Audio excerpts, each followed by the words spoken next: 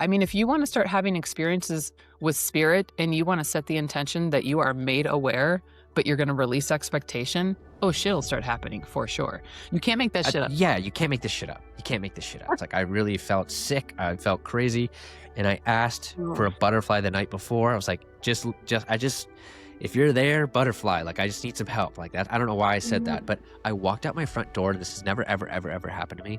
A butterfly came flying at me, hit me in the chest, like hit me here, and went. And I was like, the age-old question for every spiritual practitioner or medium who says, is this real or am I making this up? yeah, am I making this up? But that's the whole point of the second step is when you sit in the power, you become aware of what it feels like when information starts coming in that is not of you. I knew right when I said it. I was like, oh, it's right? I know, you knew it. That's your claircognizance, by the way. I understand that, but I've learned that some of the best things in my life have happened through an act of faith or just letting go of like what should or should not happen and just being open to the magic because there's something to that. I was like, Spirit, if this is what I was supposed to do, if this is legit, I need you to send me a sign. And then I heard very quickly like hippo in my, like I heard it clairaudiently. I can understand maybe how I didn't realize at the time because you think everything is your own thoughts. Like prior to even coming across someone like you or someone who's able to help you distinguish that, you're like, oh no, everything going on appears to me. Static in the mind, but the signal's clear. Close both eyes and you disappear. Slide through the seams and reality scream. Wake up inside of an in-between. I'm not here to preach a story you can't feel. What's happening, guys? So we have Mel on the podcast for round 2. If you haven't watched the first episode, I definitely think you should go check it out. It was awesome. She did a live reading and spot on, the most accurate reading I've ever gotten. And I love speaking with Mel. So she has a new book coming out. I'm going to link it all down below. The reason that she's on, number one, I really enjoyed talking with her. But number two, her book is about helping mediums to start a business. And that's something I am very passionate about in this space. It's something that for whatever reason, people feel like you shouldn't be able to charge money or you shouldn't be able to make money. And I think that's wrong. And I understand some people right now are hearing that and they're going to disagree or they're going to tell me that, they should only charge X amount and they shouldn't go above that. I think that's silly. I think if you spend a lot of time working on this stuff, you can charge what you want and let the market tell you, right, what you can or cannot charge. So I think it's A-okay to start a business. I will always advocate for that in this space. We didn't just focus on that, though. I think what's cool about this is we came in with the game plan for you guys on how to help you get in touch with the other side, right, your spirit guides or whatever you want to call them. And that's what we focused on. So she laid out 5 tips from a medium, someone who communicates frequently, right, every single day. And I thought they were awesome tips. A lot of times you hear these podcasts and you go, whatever, dude, it's just BS. Like, or you're on that edge, right, of like, I don't really know. And I get it. I really do get it. But when you have an experience, it does unlock things for you. So mine was out-of-body experiences that led into other experiences. Those kinds of moments change everything for you. And so I want you to have those moments. And because that'll set you on your own path. It's not my path. It's going to be your own path, but it will definitely light a fire under your butt. So that's what we focused on this episode. I think you guys will love it. Let me know who I should interview next. That is how I find out about 99% of the people on this podcast. Also, leaving me a comment is one of 2 ways to help me spread awareness of the channel. It's free. Let me know if you got something out of it. I love reading the comments. I love seeing what you guys learned. The other way is to consider subscribing. If you've been watching the channel for quite some time and you haven't clicked that button, look, I promise you, I will give you everything I got. That's my bargain to you. That's my promise to you is that I will give you everything I got. I will reach out to the best guests I could possibly get a hold of. I will continue to get better as an interviewer. I'm always trying to think about you guys and what I can ask to then get an answer for you so that you learn something. That's really what I care about. If I don't hold up my end of the deal, peace, right? You can unsubscribe, full permission there. So, yeah, I love this conversation. I think you guys will like it too. Let me know what you think. And without further ado, let's get on with the episode. Cheers. Well, Mel, round 2, we're here again. Yes. It's funny. My wife watched the first episode. She's like, I just got off watching that blonde girl like do the reading of you. She's like, who broke your heart? Oh. And I was like, well, Her name was Rudy, and yeah, that was a tough time in my life. It was just funny. Like she was like, I feel like I learned things from that about you that I didn't know, and I was cracking up. I was like, Oh, that's so damn, funny, rude Rudy. Just kidding. Come on. so funny. So what I'm trying to say though is like you were so spot on in that reading. It's just again, I've spoken to a decent amount of mediums. You are very talented, Mel. Very, very talented. That is so nice. It really makes my month. I'll probably go bite my pillow and cry happy tears after. No, it's just your style. Ooh. It's like your personality too, I think is unique in this like in this space. So I'm so pumped to be here. I'm so pumped to talk with you more about all these fun woo things, that yeah. are very strange to me still as a very, like you're saying, Oh, grounded, analytical, left-brained person. I'm sure. So I know that like towards the end, maybe or not towards the end, but maybe like halfway through we'll pivot because I want to talk about your new book that's coming out.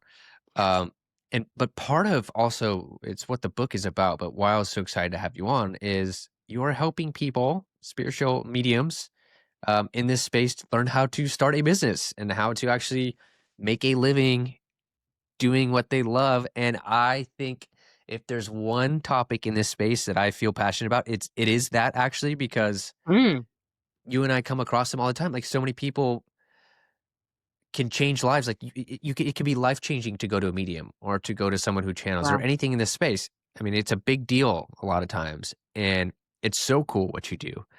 And oftentimes, those people though don't know how to market themselves. They don't know it's they don't know how to run a business, and I think Ew. that's really important. And this space is like Yeah. really weird about like charging money for things.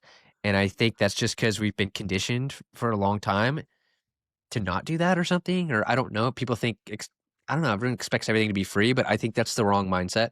And so I'm very down to support just this idea yeah, it's okay to charge for your gifts. It's not like, it's not weird. It's not wrong.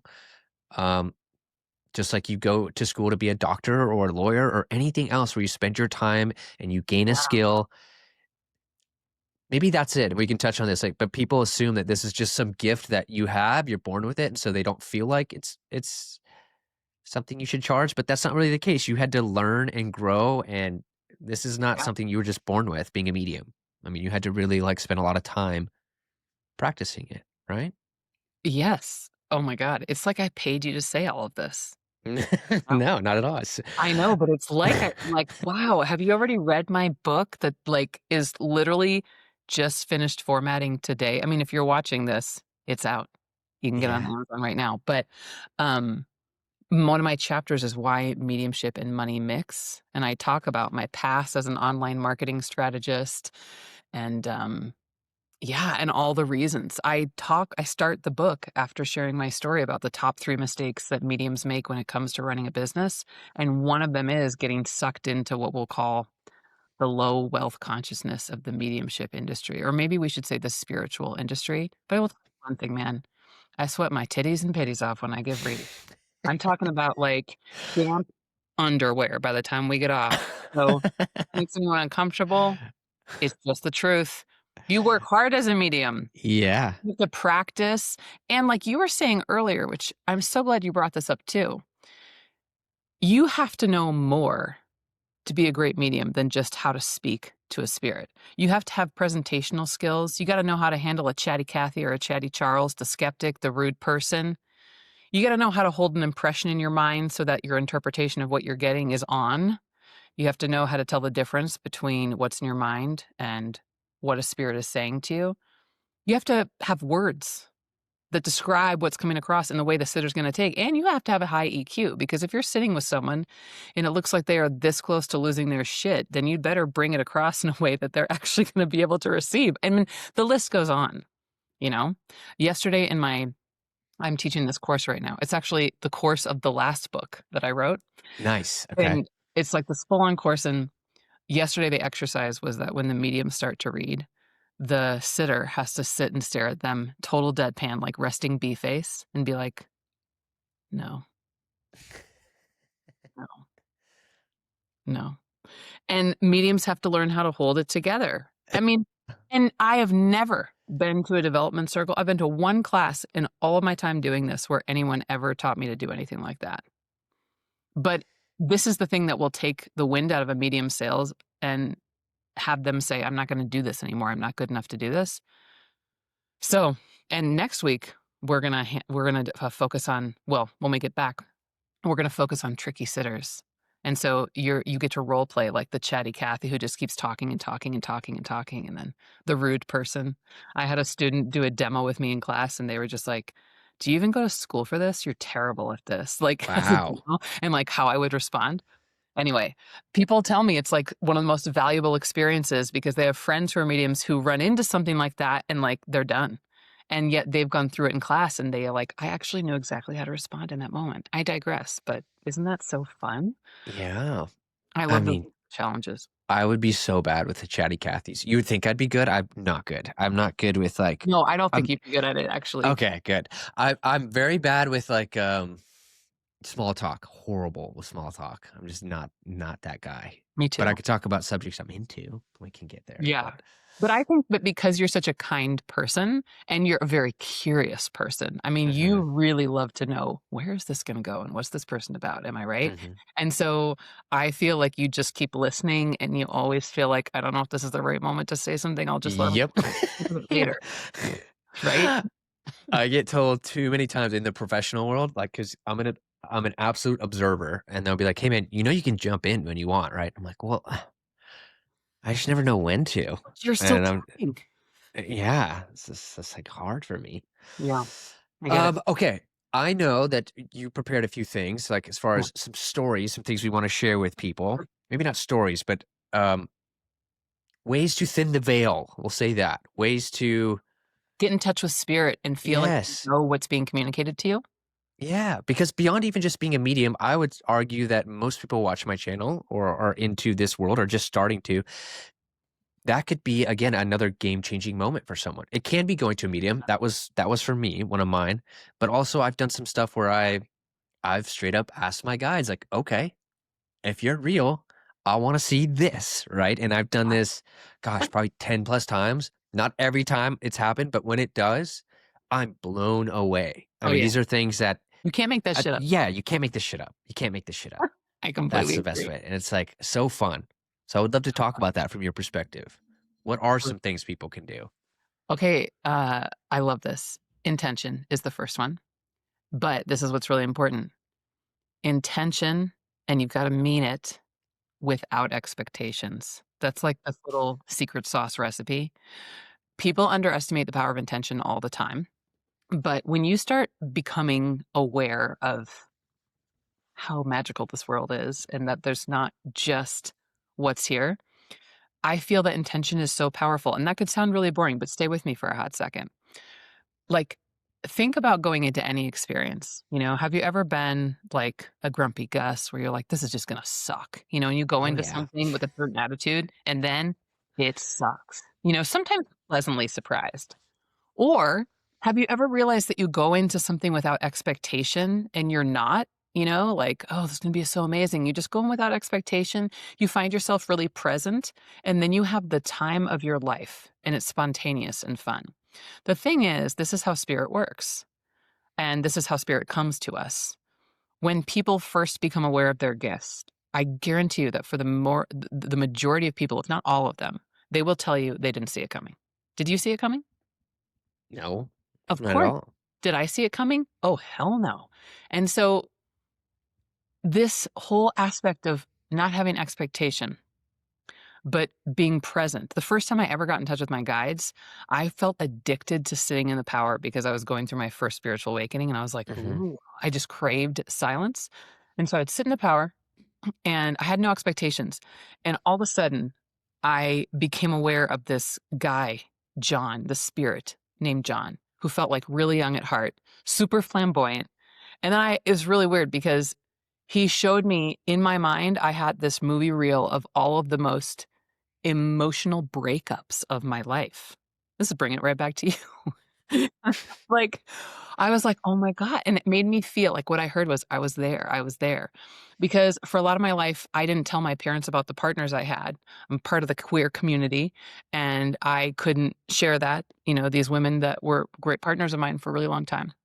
And so, I felt like I was doing it alone, and he told me I wasn't alone. And it was really funny because then after I had no expectation and these things happened to me, I, was done meditating and I was sitting there and I was like, oh my gosh, I have like a gay John spirit guide. And what I realized is that I had all my best friends throughout my life were gay Johns of different ages. And I was like, oh my God, like, of course, like I would have a spirit guide who's like, representing like LGBTQ community or something. Like it was so cool. But I realized that like I had that. They're all named John, like all my college friend, like my director, John, like I had all these close, like kindred spirit Johns in my life. And I was like, that is insanity. Like you can't make that up. The point of it is that I had an intention that I would set before I sat or before I wanted to get in touch with spirit. I would say, I intend to be made aware of what else is going on here. I intend to be strongly connected to spirit. I have zero expectations. And that's when it happens. That's always when it happens. But the power of intention is so strong. I say before a reading, I intend for this to be a moving, healing, mind-blowing experience for my sitter that they deserve. Use me to do that. And then I let go of all expectations and I just do what I'm supposed to do. I just bring through what they tell me to say. So that's number one. Is it as simple as like you said, setting and forgetting almost? Like there's the intention and then walking away? In some ways, yeah. I mean, if you want to start having experiences with spirit and you want to set the intention that you are made aware, but you're going to release expectation, oh, shit will start happening for sure. Do I feel that that's all it takes to hone your craft as a spiritual practitioner? No, but I think it's a foundational part of it for sure. What is one of the first things you would say to set the intention for? Is it to see a sign? Is it to hear something? Like, what do you think is the lowest hanging fruit with that? Well, you mentioned, right, that you wanted to see something from a guide and then it blew your mind. And the first time I ever shared information with a friend about her father who had passed, I was really scared to do it because I care very much about like the ethics of this. Anytime you give a reading, it's like walking into someone's room and opening their journal. That's what a lot of practitioners don't understand, and it pisses me off a little bit. But I shared it with her because she asked me to, and I asked permission, and then she said yes, and we're like both crying. And then I went out to my car, and at the time, my 2.5-year-old, maybe she was 2 because she wasn't really talking that much. And she was in the back. And I was like, this is ridiculous. And I was like, Spirit, if this is what I was supposed to do, if this is legit, I need you to send me a sign. And then I heard very quickly, like, hippo in my, like, I heard it clairaudiently. And I was like, what the, and my little daughter was like, what are you saying up there, Mom? And so I'm like driving home looking for hippos. I mean, I live in Colorado. This is ridiculous. Clearly there wasn't going to see a hippo anywhere, but I'm looking like there weren't even billboards to look at. And then I heard in my mind, stop looking around. Just forget about it. And I was like, okay. I go home. I did forget about it because when you're the mother of a very small child, you forget about everything all the time and you're always needed. So later that night I said, go get some books, B, so that we can, read some books before bed. And she couldn't talk, but she brought over all these books, and I grabbed one and she took it out of my hands and pushed this other one in my hand. And I was like, this is a picture book. Give me something with words so I can read it to you. And she had one word. No. And she kept pushing this book at me and pushing this book at me. And I was like, okay. Well, it happened to be a book of 100 different animals. I still had completely forgotten. And as I was turning the pages, of course, she turns this page, the book falls open, and there's like this grinning hippo being like, and I was like, no, you can't make that up. I've looked at this book with her 1,000,000 times. There was never a hippo in here before. I've never seen a hippo. And I'm sure people will argue that this is not profound and that, our brain sees the things that we're looking for. That's actually been proven. Yeah, your RAS system. Yes. However, yes. That's ridiculous. Well, not only that, but I find that people who find that ridiculous, they're not ready because it does this whole thing does take a little bit of a leap of faith, if you will, or a little bit of like setting down you can't just operate on the logical. You can't. And I'm a very logical person too. So like I understand that, but I've learned that some of the best things in my life have happened through an act of faith or just letting go of like what should or should not happen and just being open to the magic Yeah. because there's something to that. And it is one of the hardest things to grasp when you are a logical person. That's really, if I could get that to people understand, you could be in my head, you would understand that I really am that way. I'm a very logical person. Um, and in Yeah. fact, that's probably what kept me the longest time from even dabbling in this space, right? Because Yeah. Yeah. religion and all that, I was just very logical. I was like, there's no way. Like, how could this be? There's this many religions. How could you go to hell if you're gay? That sounds ridiculous. And then how could just, I would go on and on and on in my head. Like, it just didn't make sense. Yeah. The magic, though, is when you set that down. Yeah. That's when you do something like ask for a hippo, right? Or whatever it is. It's fascinating. That's when it starts happening. Yeah. It is. And it is like that moment you talked about where you're like, oh my gosh, it's so fun when it happens. It It's is. so fun. I'm trying to think of an example I haven't said on the podcast because I've done it probably 10 times at least, Mel. I know one was a black swan, and I got it A the black next swan? day. Ooh. And it was so cool how it happened. It was like, that was awesome. I did one time where I asked for a butterfly, and I've never, ever in my life, it was when I was going through like my addiction situation, Yeah. which was earlier this year. And I was required to not take anything for, I think it was 24 hours or 48 hours, something like that. And I made it through the first 24 hours. It was the morning of, I was supposed to go to the doctor's place. And the thing I took was called kratom, but it was like it was way worse. It was an extract. And so it was borderline the same withdrawal symptoms as like fentanyl. Like, it's pretty intense. Like, Oh. even the doctor was like, this stuff is legal. You can get over the counter, but it's horrible. It's actually all over the news right now, which is crazy. Like, people are dying from this stuff. So super Oh. sad. It's gnarly. What I'm trying to say was, like, that morning, I was like, I don't know if I can make this. Like, I really felt sick. I felt crazy. And I asked for a butterfly the night before. I was like, if you're there, butterfly, like, I just need some help like that. I don't know why I said that, but I walked out my front door, and this has never, ever, ever, ever happened to me. A butterfly came flying at me, hit me in the chest, like hit me here and went flying. And I was like, I had a moment. I was like, what the heck? Like, one of those moments where you're like, no way. And then you get in your head about it. Like, my logical brain took over. I was like, okay, am I Yeah. making that shit up? I was like, no, that really just happened. It just like basically like ran and hit me and it went away. And that's crazy. It is crazy because if you think about it, however many days that you've been on this planet, statistically, what are the chances? Because it's never, ever happened to you before, but it's No, that day. the day after I asked to see it, which is crazy. Exactly. Exactly. And So you've again, planned it for how many days, for how many years, and that's the only day that happened. Statistically, I don't think that falls into the category of coincidence. okay, so intention. I love that.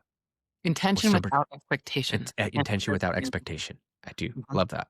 And there Okay. also has to be a certain amount of belief in that. I'll just say that. Okay. You ready for another one?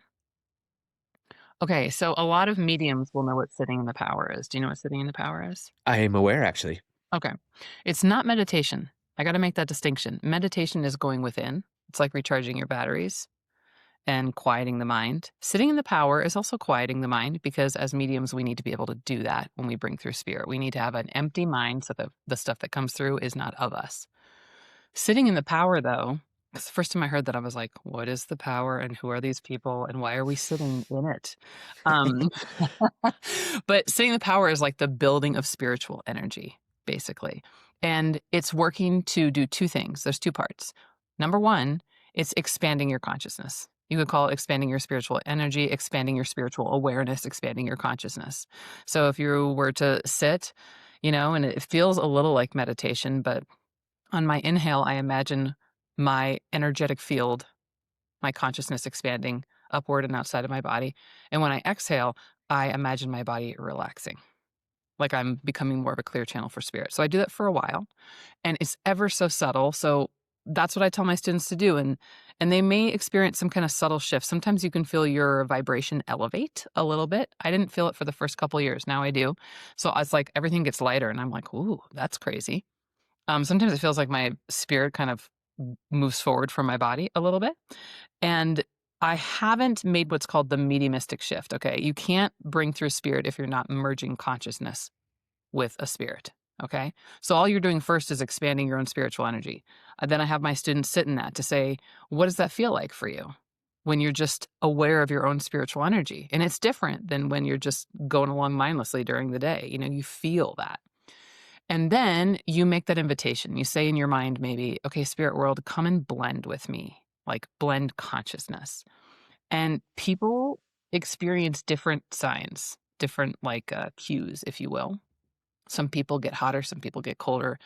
A lot of people feel like someone's tugging or playing with their hair. That's a really common thing. Some people feel like they have cobwebs over their face. This is a really common one.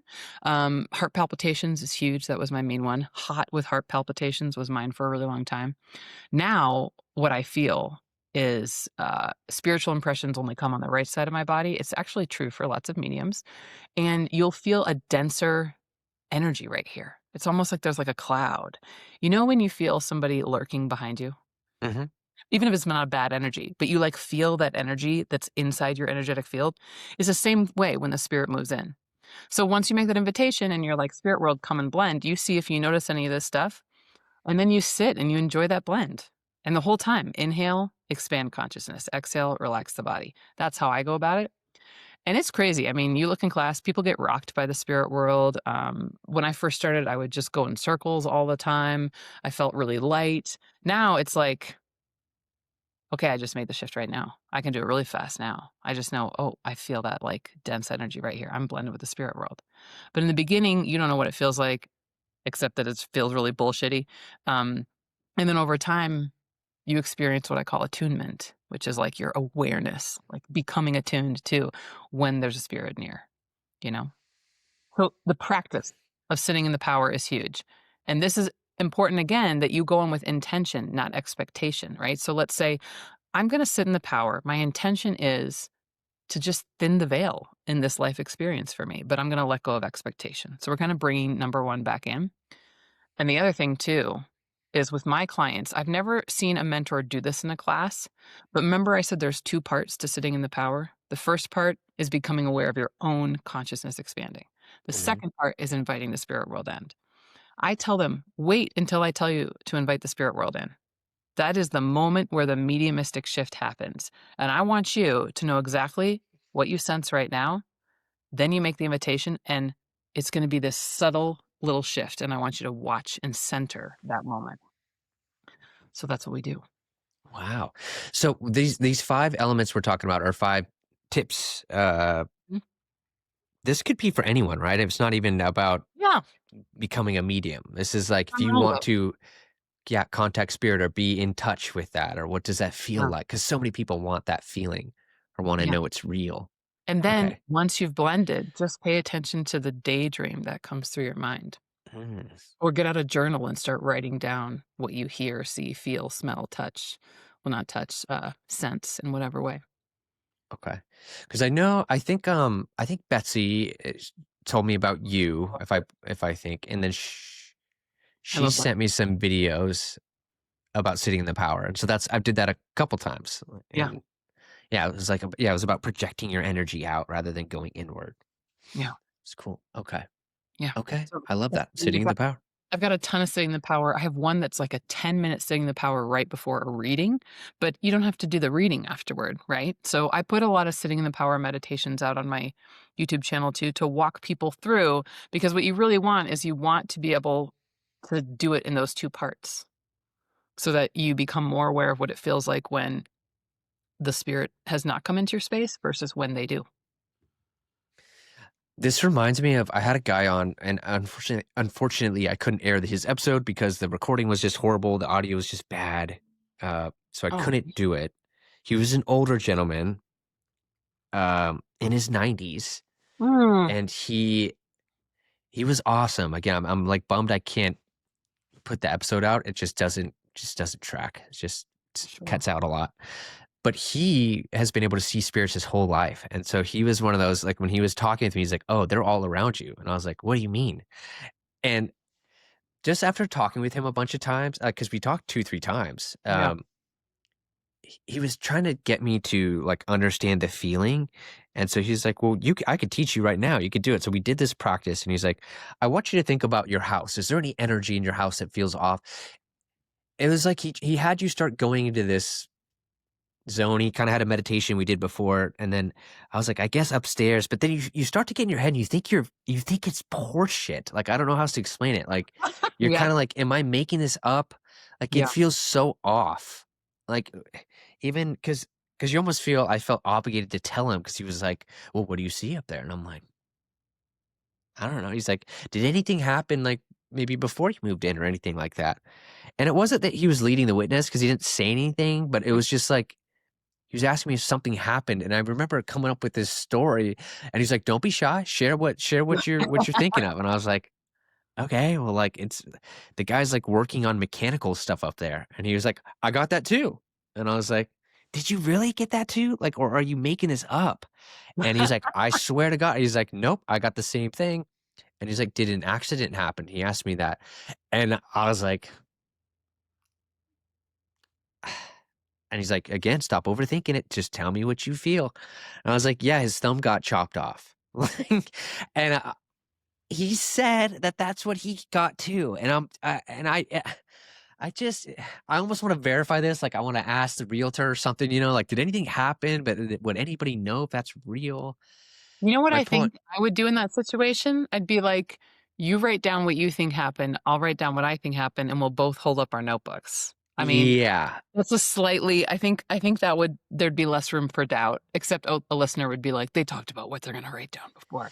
It's not even that, but like he's one example. There's been others too, Yeah, right? Where they're like, tell me what I did a past life regression one time, and they were like, yeah, tell me what you saw. And I'm like, dude, I don't see shit. Like I'm sitting there, I'm like, I don't see anything. They're like, you're overthinking it. Tell me what you saw. And then I'm like, yeah, okay, a library. I see a library, but am I making that up?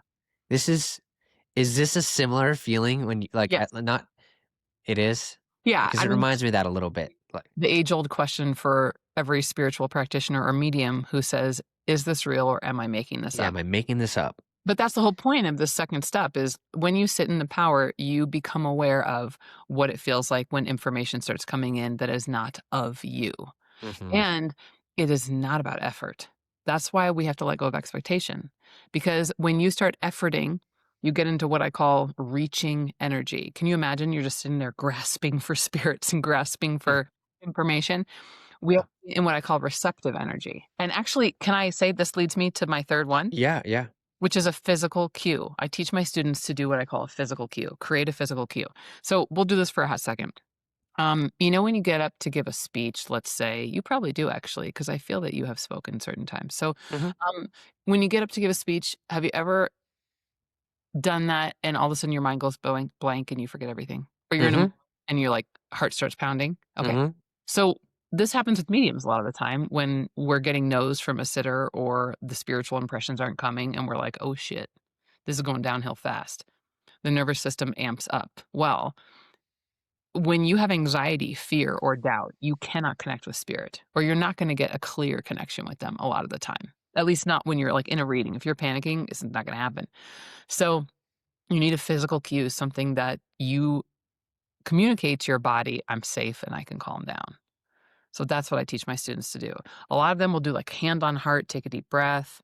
I have one who just like holds her hands like this, except one time I was watching her and she was going like this. And I was like, your physical cue is now taking the wrong direction. But generally it's like take a deep breath. What I'll do during that is I like literally will just lean back in my chair. And I'm like, this is not my job to do anything. I'm not coming up with shit. I'm just letting it come through me. So something that makes them feel calm. I like that. It makes sense. So something to kind of ground them, to just kind of, it's like a spiritual safe word. Yeah. Although, yes, ground them, but I would say to empty their mind, to calm Okay. them so that they return back to being that clear channel. Okay. Yeah. Yeah, I would imagine that that would be hard though. Am I making this up? And then, but that's also why you have another sitter, right? That's why you have people there to verify. Like I'm telling you, that's really what yeah. Yeah. Okay. Learning to medium without a sitter is like learning to swim out of water. Yeah. You need it. Okay. Well, you've got to have some way to know whether you're making shit up or not. Mm. And you need to learn how your mediumship works because it's not the same as anybody else's. And I think that distinction or like even just realizing that it's so similar. Yeah. Um, it makes you look back on your life and you can go, oh, okay, I can understand maybe how I didn't realize at the time, because you think everything is your own thoughts. Like prior Yeah. to even coming across someone like you or someone who's able to help you distinguish that, you're like, oh Yeah. no, everything going on appears to me. Yeah. But that's Oh, not can true. we try a quick experiment? Yeah, of Okay. course. So, oh, this is gonna be so fun. Let me just go ahead and we're gonna practice something really quick, okay? Okay. So this is number 4 anyway, a way to thin the veil. I made up this system I teach my students called resonance or dissonance, okay? Okay. So right now in your mind, just say, I am Segi. Okay. Do you feel resonance? Hmm. Okay. Now imagine the face of somebody you are crazy about, like your daughter? Like crazy as in I love them? Yeah. Yeah. Okay. Okay. Great. That works. So see her face smiling at you. That's Mhm. that's resonance right there. Feel that? Okay. Now, now I'm gonna invite you to feel dissonance. And I'm gonna say something, and you're gonna imagine you're saying it to yourself. I love putting cockroaches in my mouth when they're still alive and wiggling around. That's Mhm. pretty strong, right? Okay, so now do you know what resonance and dissonance feels like? Yeah. And if you do something really intense, you know, then you really feel a resonance. If you do something like really intense, like ugh, dissonance, if you have that intense feeling of love or just like, yeah, that's right. Like claircognizance is clear knowing. You know, when somebody says something, you're like, oh, I really resonate with that. That's resonance. So here's what I'm going to ask you to do. Okay. You know, you have an energetic field around your body. I've been told. Okay. So you're going to imagine that it's expanding into Okay. mine. Okay. So you're expanding it. You're expanding it. Okay. You just moved into mine. I don't know if you can sense that or not. No. Okay. So I can. But you're kind of wavering on the edge. You're very timid about this. Okay. I'm not going to bite. So just keep going a little bit further. And it's like, try to get in my space energetically. Doesn't matter that we're on video. There you go. Okay. Now, just wait. And I want you to have a couple psychic impressions come to you. There's going to be things about me. It could be character, personality. It could be any of those things.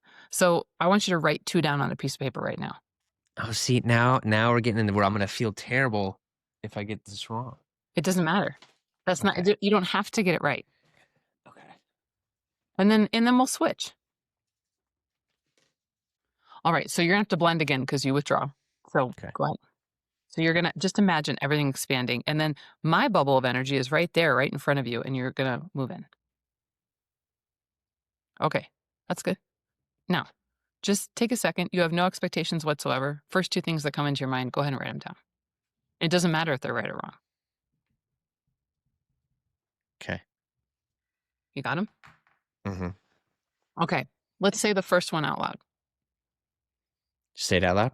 Yeah, I have a poker face. Go for it. Cat. Okay, now you're gonna feel into resonance or dissonance.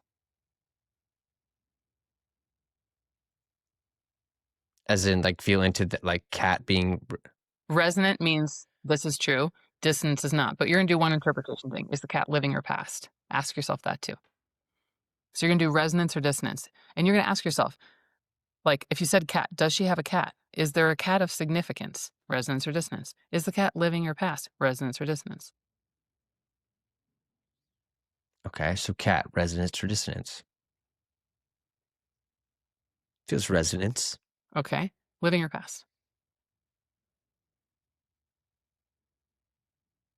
Living. We'll go on to the next one now. The next word. Yeah. Truck. Okay. Great. So now, resonance or dissonance? Resonance. Okay, great. This is really interesting. So, what just happened is that you picked up on 2 things that would be very significant in my past, but not my present. And here's why that is.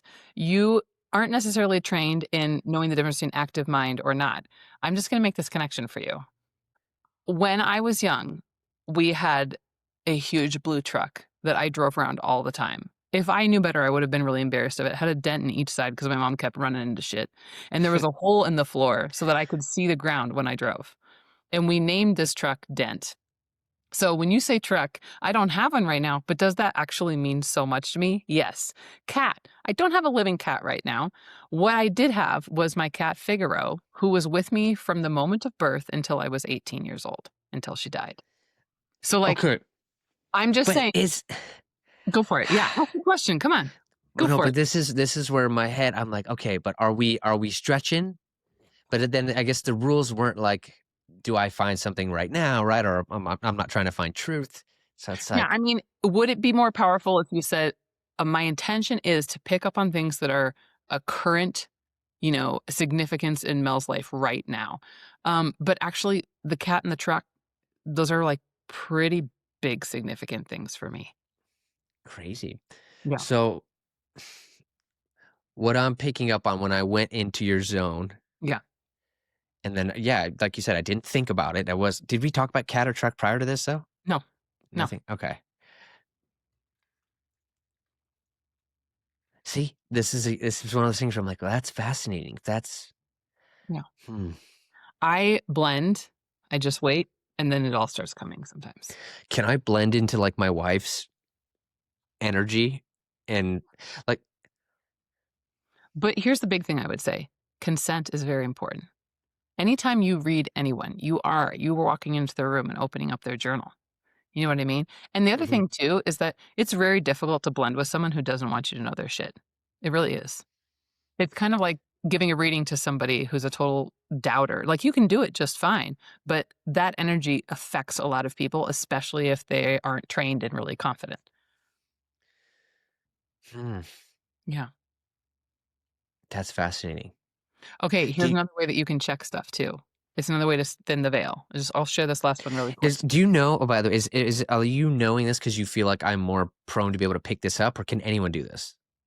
Oh, my example, I may have gotten it on the last interview, is always that I believe everyone has the innate ability to communicate, in other ways. I mean, most of our communication is nonverbal, right? So we don't Hmm. have to say words for people to get stuff. Yes.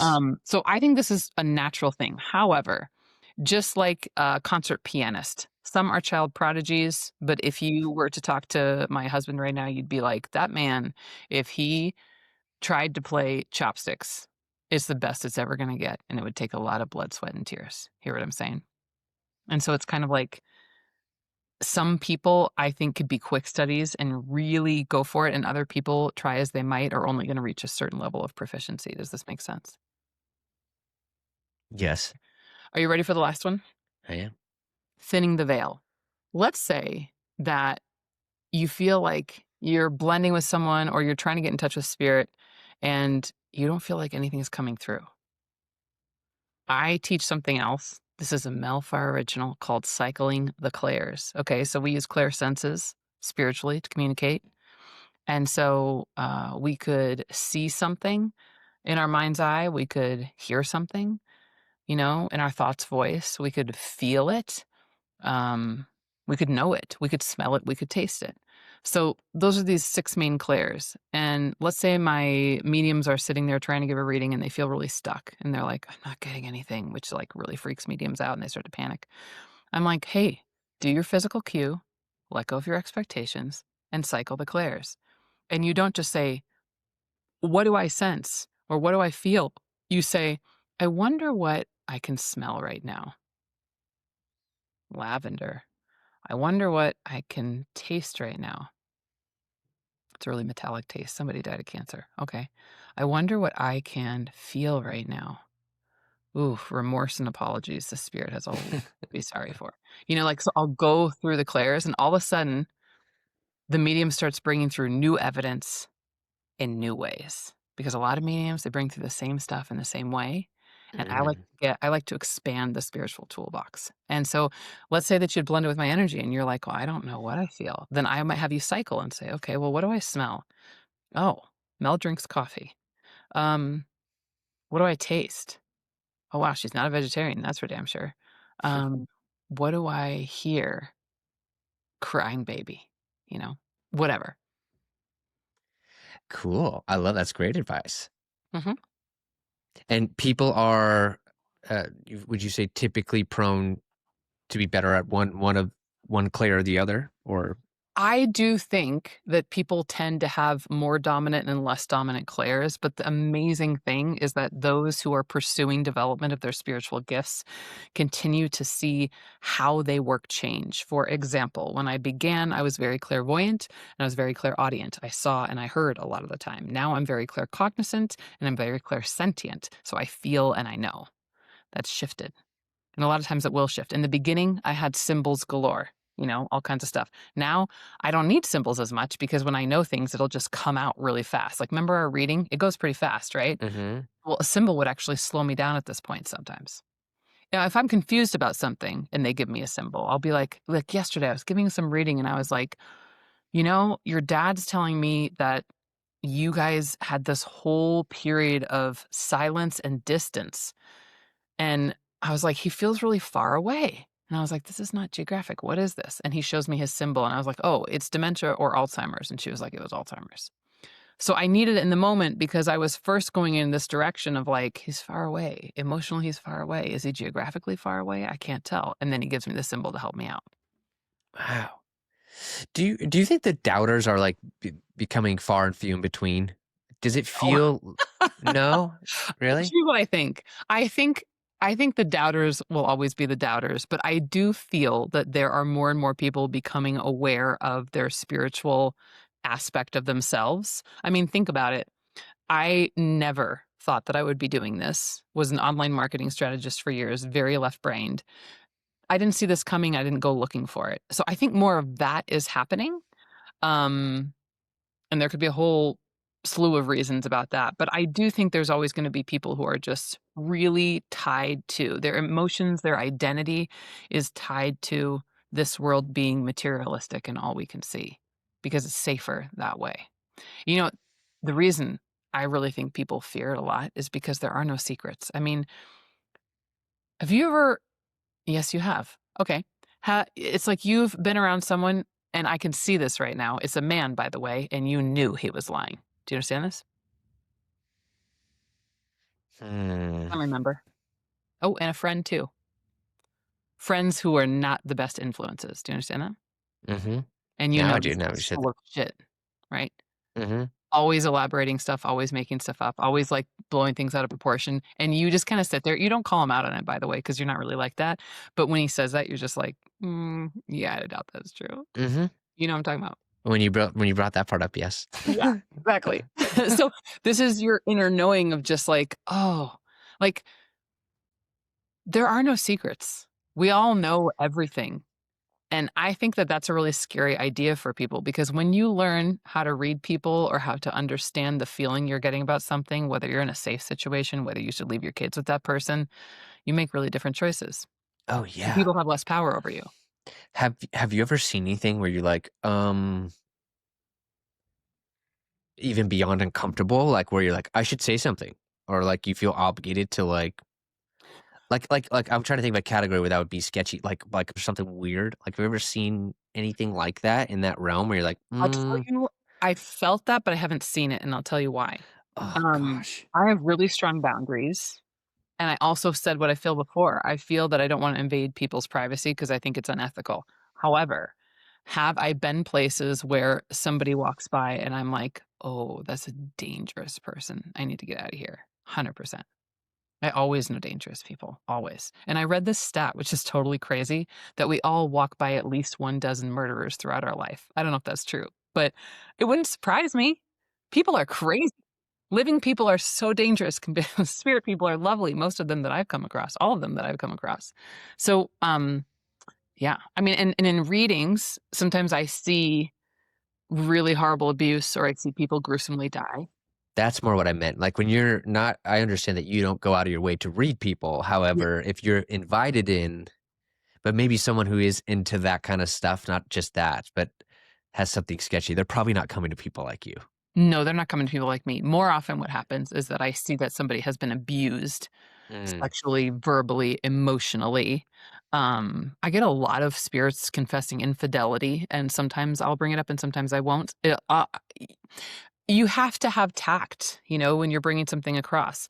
And some people, some of the teachers I had who are more formal, they might say you would never bring that piece of evidence up. But my feedback from people is I really wanted that apology. It changed everything for me that you brought that through. And I do it with tact. I'm not going to say, oh, your dude was balls deep in anything that breathes. Like, no, I'm not going to say that. But I could say something like, hey, your partner's talking about being faithful or not being faithful. Do you know why I would be saying that? And they're like, oh, I would. And I was like, okay, he's acknowledging that. How do you view mediums as far as I guess how do you view mediums in the role of like this planet, and we're all moving towards this direction of higher consciousness? Do you see yourselves as kind of like the front lines, or like the Yes. I would say front lines. That's how I would say, because 100% front lines, some more than others. I'm not the frontest of lines. Because no, but you're such a you're like one of the easiest ways. Not you, but I just mean the category of mediums. I guess the art of mediumship is one of the easiest ways to like be confronted with like, oh, what the fuck? You can talk to me from, especially when you go to someone really good. You know who lately I've been convinced is on the front lines?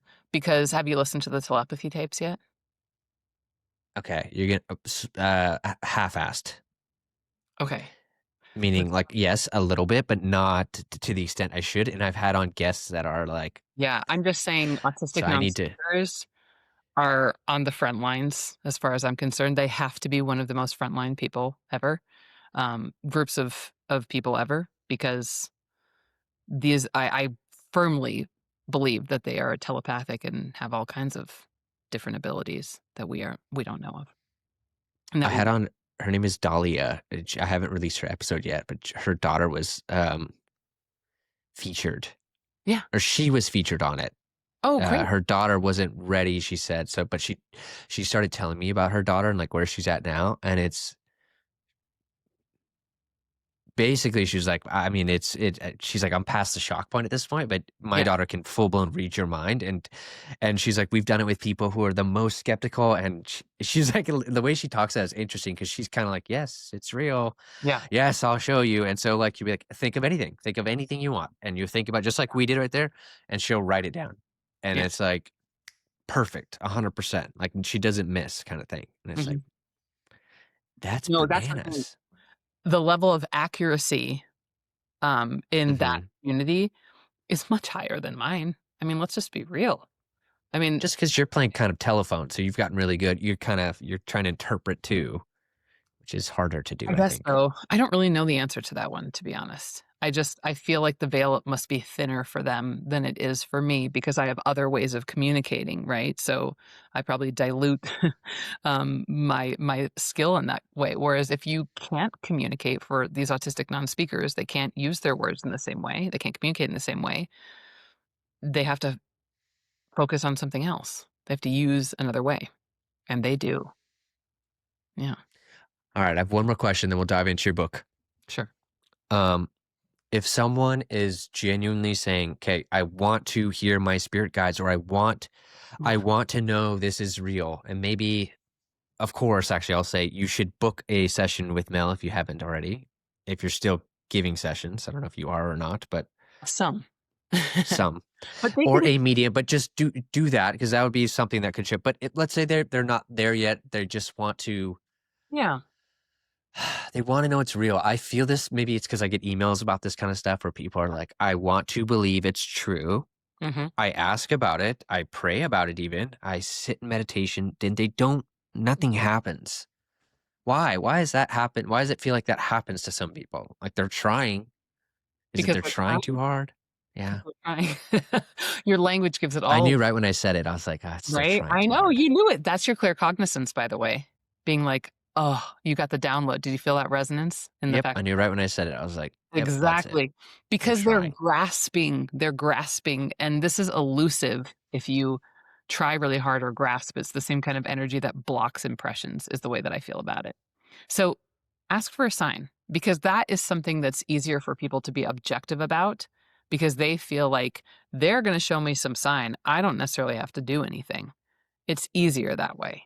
Would you recommend picking the sign so that feels a little like I want to see Pick it or Rudolph the Red-Nosed Reindeer. when I asked for my sign, I heard hippo in my mind. But if you don't, then pick something, and you never know. Maybe you were actually fed that by spirit, but since you can't tell the difference between your mind and spirit, you don't really know. You're like, oh, if you ask for a sign and you try to think about one in your mind, all of a sudden you get this wild idea that you weren't thinking about a second before, and it didn't feel like it was of you. That's a good sign that your guides gave it to you. And I'll cite Laura Lynn Jackson in this. I can't take credit for this, but she says wait 3 days to 2 weeks before the sign happens because it takes energy. It takes energy for spirit to communicate with you. I mean, that's why I sweat so much. We're working with energy and it's really intense. So apparently, for them to facilitate this sign might take some time and be open to the way that it comes. I mean, a hippo did not charge into my house. So I wasn't like, bullshit, but I saw the picture and I was like, damn, that's real. Yeah. No, I love her book. That she's one of the signs, right? Is Yeah, her one of yeah. them. Do I have the She's the one who got me to do that. Very Did cool. you start the sign, like try that out? So Yeah. love that book. Okay, tell me about your book. Okay, so, by the way, I can send you an image of the cover since I don't have it yet, but it's called The Profitable Spiritual Medium, How to Make Six Figures and Beyond Talking to Dead People. Love it.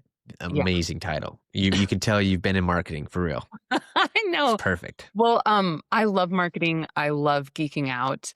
I got into online marketing when it was, I hope not to offend anyone, but kind of bro culture. And I wanted to take like a stand against that. So I was always into women making more money. And I worked primarily with women, helping them run six-figure, multi-six-figure, or seven-figure businesses. And when they would come in, it was like they were apologizing for breathing, let alone charging. And so I always thought that I would write this book about women and how to have sales that were with integrity, that didn't feel sleazy. And I never wrote that book when I had that business. And then I got into this and I was like, no, I'm never writing that book. And then what started to happen? Emails pouring in. Can you teach business for mediums? And I was like, no. Oh, you're so perfect for it. Well, I said no for 2 years. Now I'm saying yes. So I wrote this book and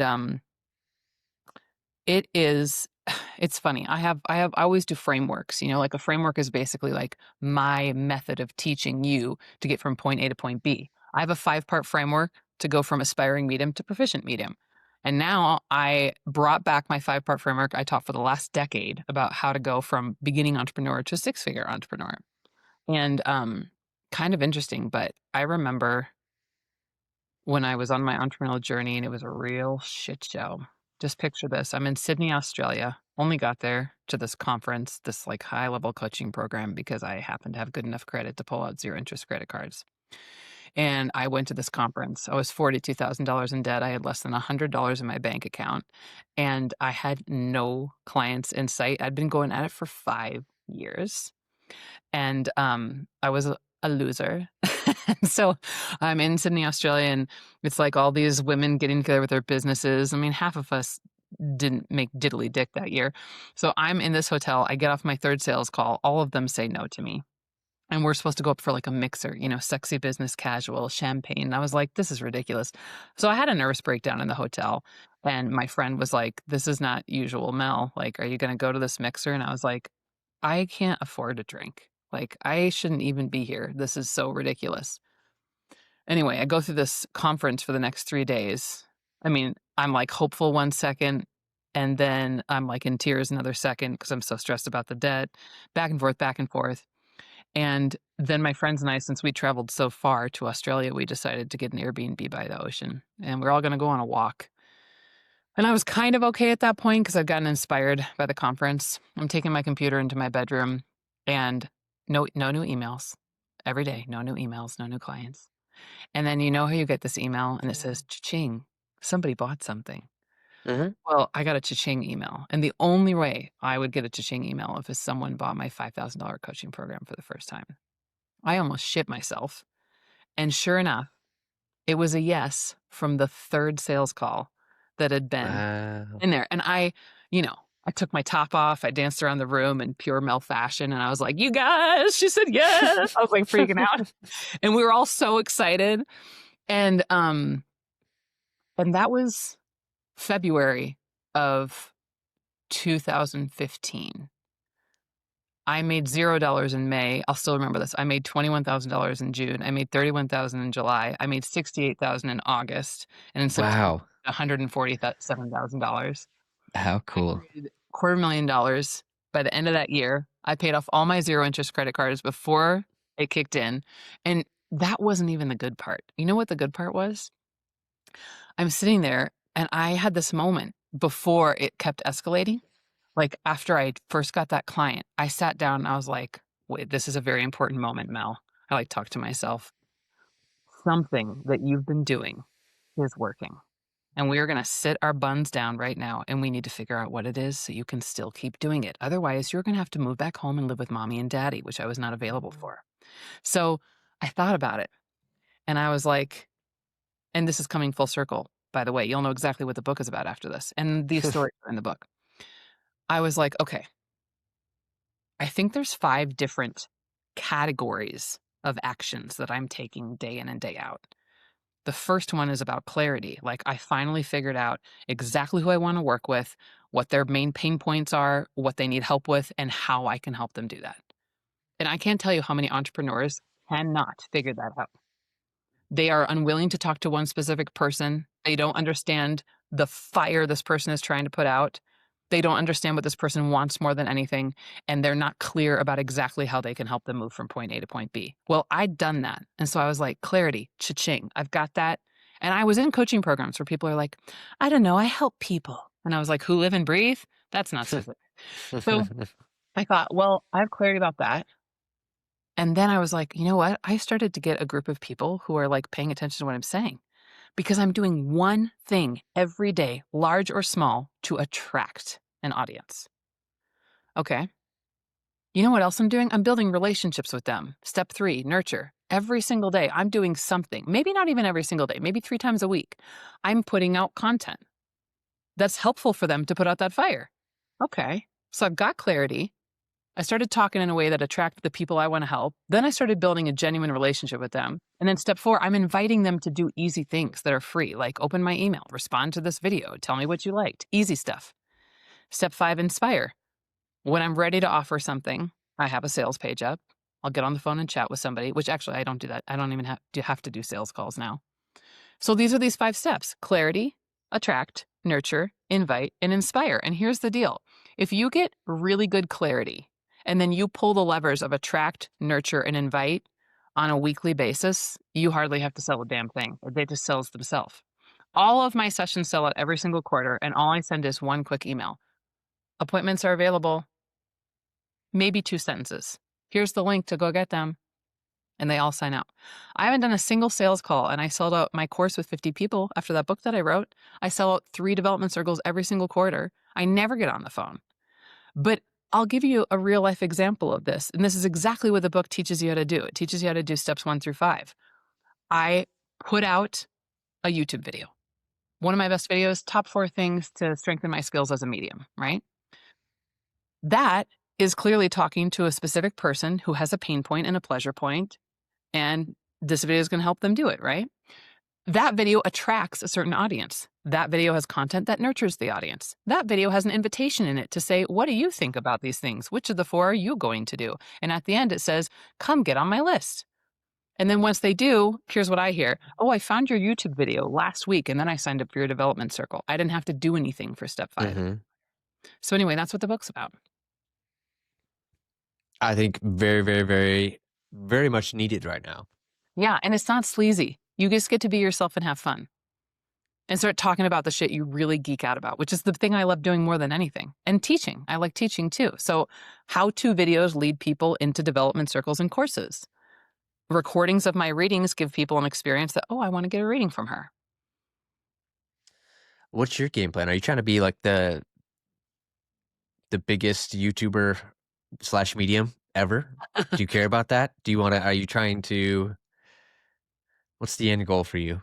I mean, I feel like I have a lot to offer this industry because I don't think that I'm what you would typically think of as a medium. And I think that my skill as a medium is up there, but I also think my ability to teach it to other people with kindness and compassion and humor are all the things that have me stand out. Mhm. and I'm proud of those things, and so I think I can bring a lot to the industry. So I would like to be known. I'd like to be speaking at a lot of places, and I'd like my courses to grow because I don't just teach mediumship. I think about mediumship as a mission or like a movement, right? To help people center unconditional love, forgiveness, the things that make us better, because that's what mediumship does. And then it changes you while you practice it. I know how to talk about that. I've experienced it. And then I watch my students experience it. And then I feel like we've got a whole hell of a lot better energy going on. Yeah. I feel like there's so much I could learn from your book, and I'm not even trying to be a medium. So Probably you can take I these just things and use them yeah, for any business. that's what I mean. I feel like anyone listening, it's not even about eh, being a medium. I mean, I think if you're trying to make it in the spiritual space, because there's a lot of other disciplines, and I feel like Yeah. sounds like this could help you with whatever those are. Yeah. Doesn't matter. You just got to know the right levers to pull. And the great thing is that since they're categories and not specific actions, how many of us have taken a business course or learned from a mentor and they have their gimmicky way of doing something and like Hmm. it just doesn't really feel like something you want to do? Like, I'm not available to do a lot of sales calls anymore. I don't need to. So you get to decide, like, how am I going to attract an audience today? Is it going to be that I'm going to go have a conversation? Am I going to go to a psychic fair because I hate the online world? Am I going to like build a referral system? Or do I want to start a YouTube channel? I mean, you could do all of them, you could do none of them. It's so cool. I feel like Mel, this is perfect timing too, because I'm trying to look up. There is about to be a boom in mediumship. I feel it coming. I know it in my heart. It's I think it's happening. begun, but it's nowhere where it's going to be. That's what I mean. I think it's happening, but I think Yeah. it's gonna be. Yeah, I It's do just too. even like when you look at the tools we have, right? The search volume is gets getting up there. Yeah. I mean, as far as In my second chapter, I talk about why mediumship and money mix. And this is my whole take. It's like the mediums that I have attracted are some of the kindest, most empathic, merciful, compassionate people.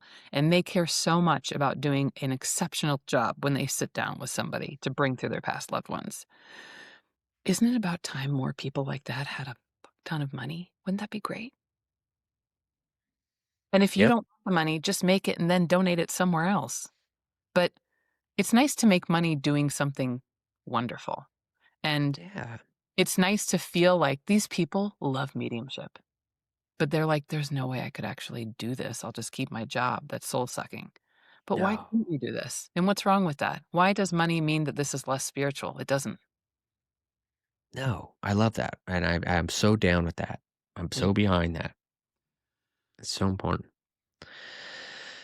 Well, amazing, amazing. I love speaking with you. I'm excited about the book Same. launch. I will grab a copy. By the time this goes out, it will be live, so you Yeah. guys can It should click be at down least below. Kindle and hardback, if not paperback. I'm Nice. really excited.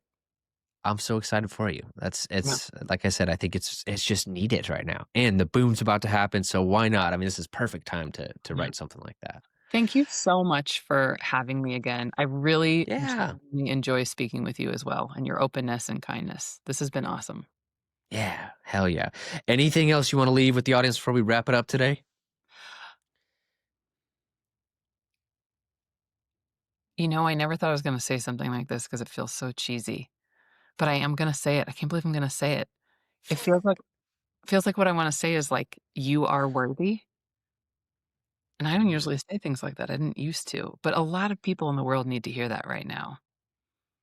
Whether it's Yeah. about you know, developing your spiritual gifts, giving messages, making money, having a certain amount of abundance that gives you freedom. There's a lot of us walking around who feel like, "Ugh, is that okay?" And I think it is. I struggle with that big time. Yeah. I do Big sometimes time. too. When I was writing this book, I thought, are people going to think I'm a sleaze because I'm writing about making money from mediumship? But I have clients sign up for things left and right. And they don't sign up because they think I'm a sleaze. They sign up because they know I really care about them. So Mhm. I'm starting to prove what I'm writing about to myself. Why do you think so many people feel unworthy? I It don't just know. seems like such a big thing, and it's just like, where does that come from? Well, I think a lot of it comes from the historical, um, well, the history we have as a planet of people going after money and power and trying to control others through religion or